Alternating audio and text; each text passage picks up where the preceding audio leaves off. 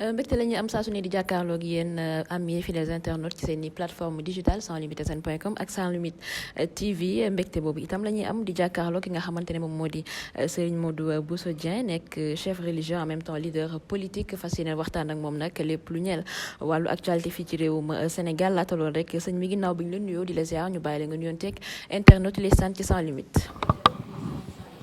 waa kay jërëjëf maa ngi leen di nuyu di leen sant di nuyu seen internautes yëpp subhanaka allahumma la ilma lana illa ma allamtana innaka antal alimul hakim hamidtu ma yansimuni min ad-darar min kulli shay'in wa bashar. jërëjëf sëñ bi xëy na actualité bi nga xamante ne nii moom moo gën a lëmbee jamono ji askanuk Sénégal moom mooy rek scandale bi nga xamante ne xew na fële ca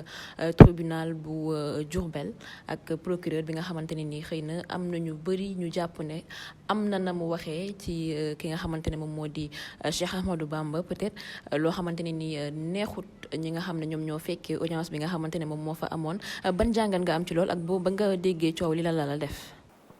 xaw ma lan la turu Sëñ Tuubaa wuti ci procès bañ koy évoquer ba muy indi bruit yu mel noonu am na nag ñu weddi ñu ne maître Babou moo nekk mauvaise foi mais ci image yi ñu wane nit ñi yuux ci biir tribunal bi ak di mbëkk maître Babou taxaw di wax presque ba ay saaga di fa génn ma defee ne y a pas de flamme sans feu su fekkoon ne procureur bi ci réquisitoire am la yam ci pas sax maître Babou parce que mën nañu maître Babou dafa mën na am ak moom antécédent mën nañu am problème mën nañu am comme ni ko ñeneen ñi bëgg a théoriser mais ñi nga xam ne duñ maître Babou seen noonu nekku ci nga xam ne ñu ngi woon ci procès bi ñoom lan moo tax ñuy yuuxu ak a mbëkk xanaa ce n'est pas parce que procureur bi dafa réquisition normalement rek ñu yuuxu ko mbëkk donc au moins am na lu tax loolu tax lan la c'est ça le problème et c'est un problème nag parce que su fekkee dem nañ ba dans un procès ñu sauver le procureur qui doit dire le droit c'est un précédent extrêmement dangereux bu ñu àggee ba it nit ñi war a songu ab procureur c'est un précédent dangereux su fekkee ne procureur dem na ba bàyyiru la moom bay tudd kilifa yu mag di évoquer ñoo xam dañuy indi ay problèmes parce que la substance de la justice c'est la solution sociale am na yoo xam ne moom ce n'est pas une solution non seulement que ce n'est pas une solution mais c'est le contraire kon ma yaakaar ne kilifa yu mag yi xëy na yëg nañ ko te it xëy na danañ def la ca war xaw ma nag du procureur bi wax am na ñu ne maître Babou moo am mauvaise foi mais liy dëgg mooy li yuuxaloon nit ñi ci biir ñi ànd ak ñi te ànduñoo maître Babou ñooñu loolu feu mënul am sans flamme. Je connais bien nag le parquet de Diourbel Guèye ba fa nekkoon Momar Guèye je pense ba fa nekkoon ku yaru la nekk na fa 5 ans ou plus mosul am genre problème mel nii ka ko fa jiitu woon Thierno Demba Sow aussi mosuma dégg genre problème mel nii mais daal récemment nii daal lay soog a yëg loolu mu metti ma nag daal parce que su fekkee ne ki ñuy indi Diourbel mu nekk procureur mu nekk force de l'ordre ak lu mu mën a doon mu nekk autorité administrative ku mu mën a doon war na xam spécialité wu Diourbel ak ni mu nekk Touba te plus souvent problème yi ñëw ci tribunal bi problème bu jógee Touba lay doon kon defe naa ne koo xam ne dina am yaree di ko laa ko mën tuddee wala xamul nu ma ko mën a wooyee bay tudd Serigne Touba daal bay indi problème yooyu daal c'est la première fois donc je pense que parquet boobu daal kilifa yi yëg nañ ko te yaakaar naa xanaa li ñu leen di wax bu dee dëgg kilifa yi dinañ ci jël matuwaay bi ci war. am na solo dafa di sax jamono ji itam dañuy gis ne ñu bëri dañuy ñàkkee teggin ñi nga xamante ne ñoom ñoo fi nekkoon di mag ñu baax ñi récemment nag ñu gis ni benn manifestation amoon na fii di xeex li nga xamante ne moom moo di wàllu borom ñaari tur fii ci réewum Sénégal ñu gis beneen dëkk boo xamante ne nii mooy France en tout cas ña fa nekk wala boog ñu leen di jiiñ mbiru ñaari tur daal di jug def seen benn liste daal ne am na ñenn ñoo xamante ne nii bëggatuñ leen gis ci seeni dëkk ba daal di nag dugg ci suñu mag ñu baax ñooñu daal di tudd yenn xalif yi daal di ne ñooñu amatuñu droit teg tànk ci seeni dëkk loolu noonu tey ji itam ban jàngat nga si am. yàpp gu France yàpp Sénégal surtout ci régime Macky Sall particulièrement moo gën tax parce que France est un pays souverain le Sénégal est un pays souverain su fekkee dem nañ bay menacé parce que yow doo ñëwati France man maa ngi visa Europe actuellement nii Schengen baal ma ci baat mais gàttuk France fukki at yi teguma tànk France bëgguma ko deewuma fa bu ma fa invité damay bañ parce que France mooy ñan bu ñu ñëwati France ngeen bàyyi leen France lan moo nekk France lan la ñu war a wuti France lu war a tax dem France war a nekk une menace wala nekk benn contrainte bu ñu lay teg pour nga nangu loo bëggul France sans Afrique France dundul France lekkuñu France naanuñu France seen lépp Afrique la donc su fekkoon ne kilifa yi fi nekk dañoo am fulla ak fayda bis boobu la ñuy demander ambassadeur France mu quitté Sénégal parce que yabaate mënul passé di lim ay kilifa yoo xam dañu représenter nation sénégalaise sur le plan social taxoon naa ne diw du fi ñëw interpellé na ambassade de France bi fi nekk fii ne ko bu jotee lettre boobu il a deux choix préférer les homosexuels wala mu préférer le peuple sénégalais qui a exprimé su préférer homosexuels yi waru fi defaat 30 minutes teg ba noppi kitewul Dakar su préférer peuple sénégalais bi nag war na xam ne le peuple sénégalais qui n'aime pas l'homosexualité France la fa xew kooku seen tradition la seen réalité la seen affaire la fii du France fii Sénégal la fii dëkku diine la fii dëkku nit ñu baax la France ñoom amuñu valeur malheureusement pour eux ñun dañu am ay valeur kon je pense que suñu naan France taxaw yàpp Sénégal loolu France ñemewu ko wax Paul Kagame c'est Macky Sall qui est faible devant la France c'est ça que je veux dire juste et exactement France ñemewu ko wax Paul Kagame France ñemewu ko woon wax Yaya Jammeh bi ñu defee seen liste dafa ne Grande-Bretagne may na ambassadeur bi 48 heures mu quitté Banjul mais réciprocité boobu ak imposer respect boobu ñun malheureusement suñu autorité ñu faible devant la France moo leen may reewande boobu mais le peuple sénégalais n'est pas faible le peuple sénégalais est toujours fort te it exprimer nañ liñ bëgg ñu criminaliser ko il y a des criminalisations politiques yu fi am comme viol ak yeneen ak vol de bétail ak yooyu homosexualité moo gën a dangereux ci nation ak ci société suñu gouvernement yi déggee li ñu wax alhamdulilah bu ñu ko déggul peuple bi dina ko fajal boppam de manière directe malheureusement. ba tey ci wàllu mbiru homosexualité boobu yaakaar naa ni wax nga baat bi sànq sax ñu ngi xool naka lañ koy criminaliser ba tax na nag ay pétition jot nañ ko signé ngir mën a dem fële ca penc ndaw réew mi soumettre ko ñi nga xamante ne moom moo di député yi pour ñu mën a voter loi bi nga xam ne moom moo di criminaliser homosexualité justement foofu dafa mel ni dafa xaw a am benn réticence boo xamante ne ni ñi nekk ci wàllu politique bi ci boppam am nañ ko loolu noonu tey ji est-ce que du nekk beneen problème boo xamante ne ni mën nañ ko jànkonteel. xam nga nous avons une classe politique complexée occidentalisée et puis dañuy wax rek mais nag man ngay soo ci kaw nii rek mais ñeme France dëgg jafe na dañuy sóob rek mais ñeme France jafe na ne ko amoo benn base religieuse jàngaluñu la l'islam bi ngay xale jàngaluñu la alxuraan ba nga màgg nga ñeme France non est-ce que ma ne classe politique bi yëpp ñi fi war a nekk ñëpp susceptible d'être demain candidat bay nekk président ñoom ñëpp ambassadeur français wax ak ñoom by force te daf leen di déglu ba xam donc parce que ñoom ñoo ko nangu mais yaakaar naa génération africaine bu mujj bii dinañ relever défi boobu dinañ dagg buumu jaam boobu dañu wax naan woy indépendance de la justice nañ dagg xawma lan ombilical nañ dagg li ñu liggéey ak France ba pare parce que bi fi Macky Sall ñooy ba léegi entreprise français yi ñooy dund Sénégalais yi dunduñu chômage baa ngi fi gis nga xale yi dernière fois li ñu def donc doy na ñu dagg bu mu jaam yooyu loolu nag ni ñu koy commencé mooy dindi fii ñi fi représenté France autorité administrative française yi fi nekk ba noppi yor nationalité sénégalaise ay autorité sénégalaise ñooñu lay njëkk dégagé ñu jóge fi ba pare exemple homosexualité Macky Sall defoon na ci liggéey bu am solo ne li fekk mi ngi fi duñu ko criminaliser mais ce n'est pas suffisant il faut aller au-delà su fekkee nag refuser naa aller au-delà pour criminaliser ko maintenant peuple lu jël ko sànni fële teg fi koo xam ne dina nangu exactement criminaliser ko parce que le peuple doit savoir imposer son choix sa volonté voilà.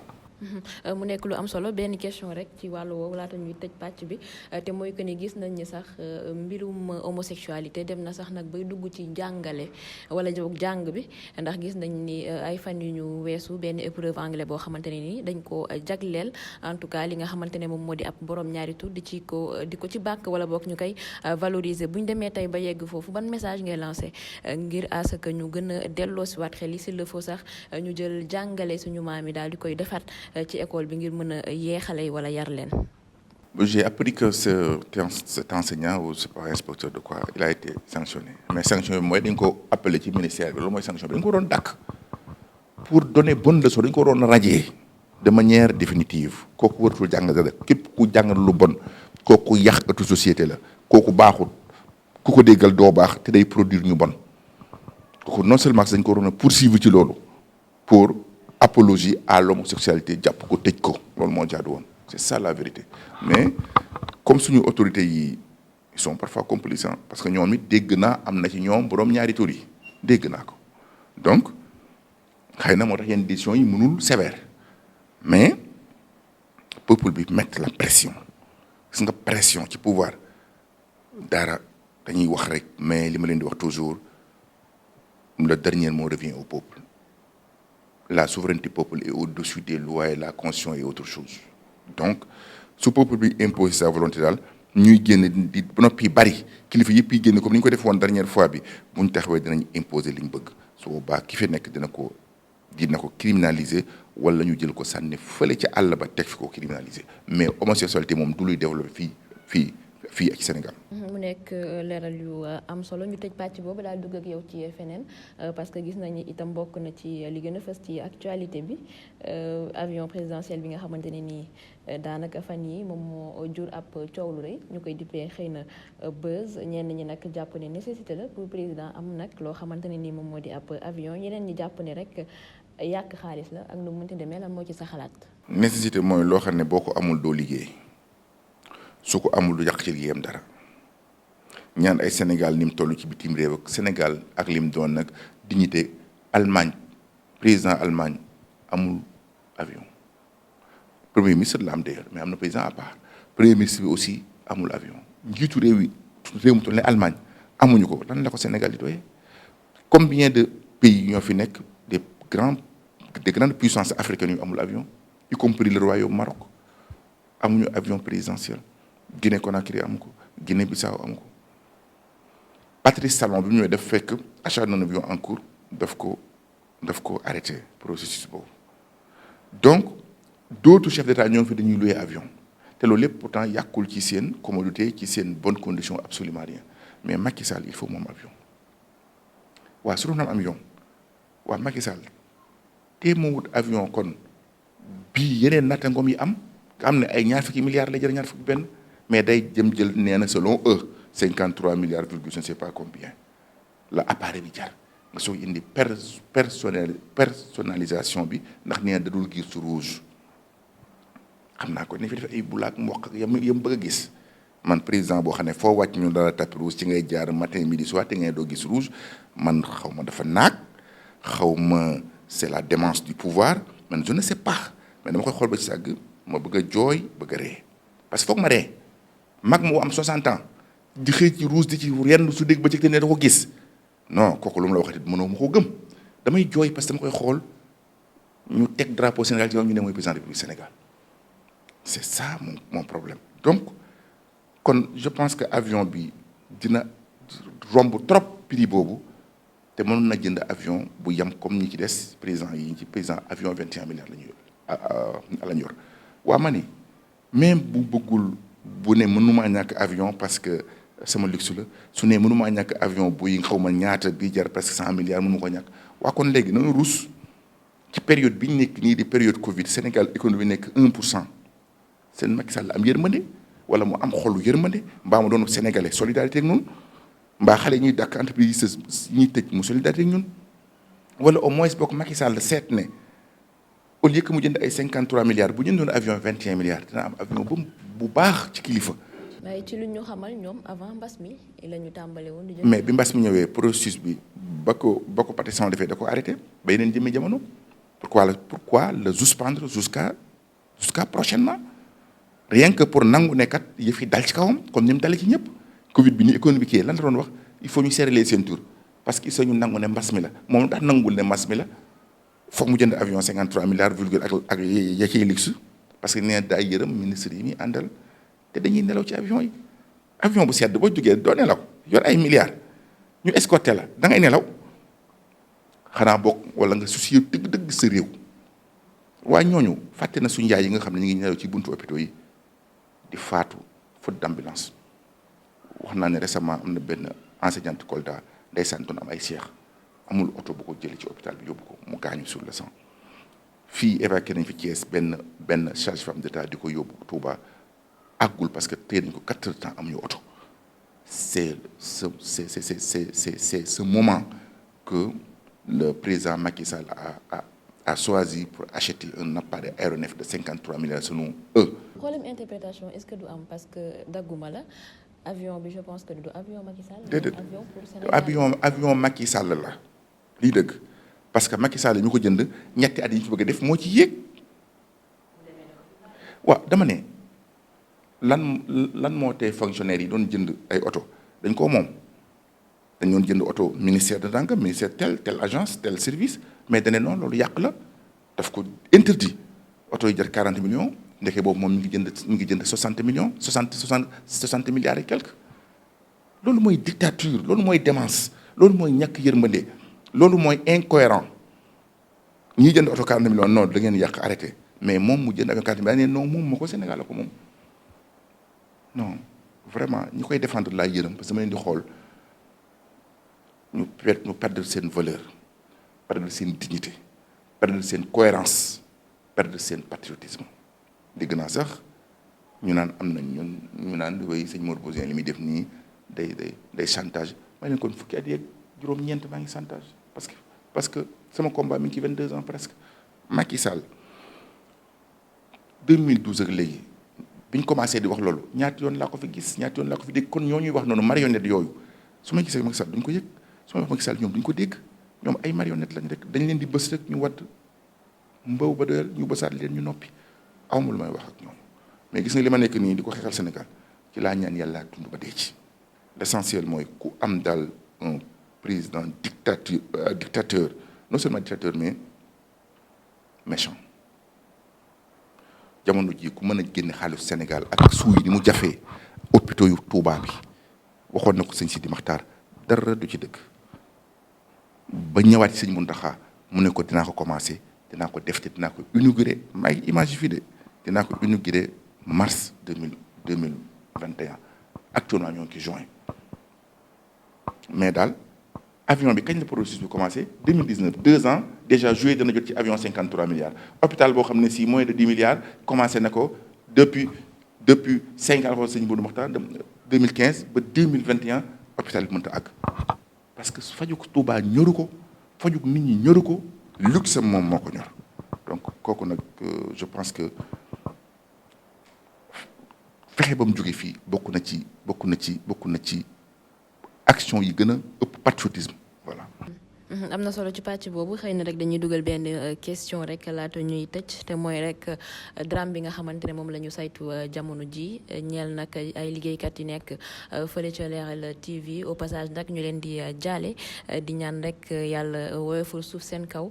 loolu nag di firndeel pour ñenn ñi ne ñi leen di taskati xibaar dañoo nekk ci précarité maanaam seen bakkan dafa nekk ci xott bu fekkee ni président dafay faral di am yenn sortie yu mel noonu ban ñaar ak ñetti kàddu yi rek yooyu sànni ci mbir moom. ndeysaan ci salle bi ñu nekk nii 27 décembre recevoir naa leen ñoom ñaar Ousmane le chauffeur ak Yoro moo ñu àndoon ak Fallou ñu doon def benn émission ci salle bi ma nekk nii donc ndeysaan ba ma ko fak ñoom bañ dem ma gunge leen ba ci oto bi boobu laay dama di gis chauffeur bi Ousmane ak Yoro moo nekkoon cadreur bi. donc ma ñaanal leen mu metti ma nag te may invité rek le président surtout ak tous les politiques sooy ànd ak ay journalistes ñuy ay xale di ay gor yoo xam ne si dañuy liggéey pour cette information jàll yow parce que yaa yow sa benn tournée politicienne tuddi ko tournée économique jël média d'État yëpp média privé yi ñoom dañ ciy ànd parce que ñoom kuy def ku ne boo leen woowee ñëw couvrir la ñu seetaan la yow te yow ñoom duñ leen gis mukk xam nga tey caméra ni maanaam du génn man maay feeñ kon bien naturellement yow booy dem nga war a mën a jël mesures yi ca war ngir sécuriser leen ci ay oto yu baax oto yëpp ay def accident nag mais su leen président loon ci ci 8-8 yi mu yor jël ji ci bari jox ko presse bi jagleel leen ko kon je pense que doonu woon demee noonu mais oto bi ñu yor moo faible trop te oto bi ñu yor aussi ak par rapport ak voyage bi ni mu mel par rapport ak conditions yi ñu nekk ndeysaan maa ngi si biir oto bi kii yu ñu doon lekk ay bonbon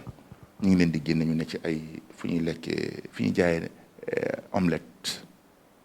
fu ñu jaay omelette ci kii daal ndax ñu koy waxee voilà ci genre kii yu ndeysaan mu wóor la ñi sonn nañ ci ku ànd ak président de la république koo xam ne ministre yi mu àndal ñu leen fay ay për jëm yu baax mu ngi ko oto yu jar ay centaine de millions yow nga nekk ci sa auto service ndeysaan ba lu mel nii dal la donc je pense que le président qui est interpellé ce n'est pas dee ba noppi nga ñëw naan wéy dama ñëw ci lieu bi parce que hypocrisie la parce que kii dee na li baax mooy teg leen ci condition yu wér jox leen oto yu baax bu jëlee sax nga escorté leen ba nga xam ne ni ngay yóbboo doomi jàmbur yi di nga leen delloowaat ci jàmm yow tournée boo xam ne yow yaa ngi dem Kaolack di fa diggewaat xaw ma ñaata 15 juin 2012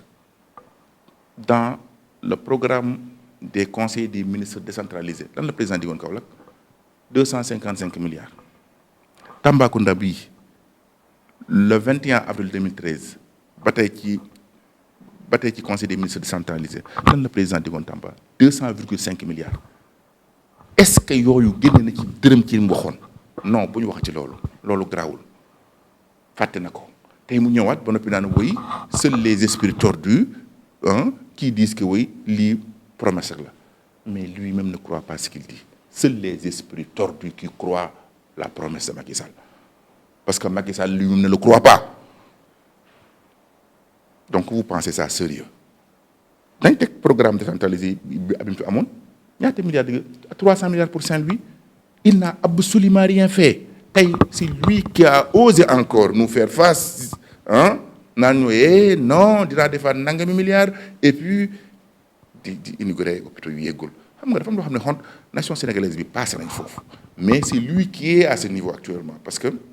la démence du pouvoir peut-être mais sénégalais yi passé nañ ko li muy dund ak ñun li ñuy dund sore na trop distance bu bari la donc yaakaar naa ne